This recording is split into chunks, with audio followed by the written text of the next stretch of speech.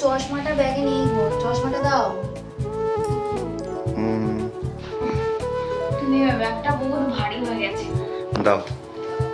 নারী মানেই শুধু রাঁধুনি, গৃহস্থলী, কাজ আর সংসার নয়, এই ধারণা অনেক পুরনো।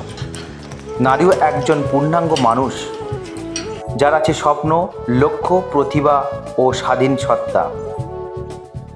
আজকের নারী ঘরের চারদেওয়াল ভেঙে নিজের স্বপ্ন পথে হাঁটতে শিখেছে।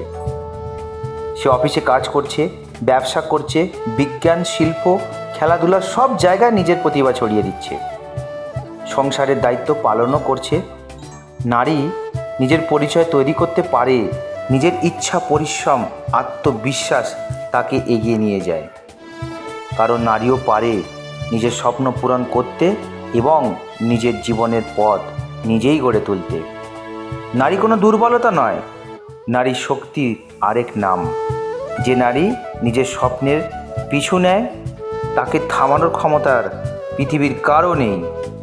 নারীকে ছোট করে দেখো না, সে ইচ্ছা করলে আকাশও ছুঁতে পারে।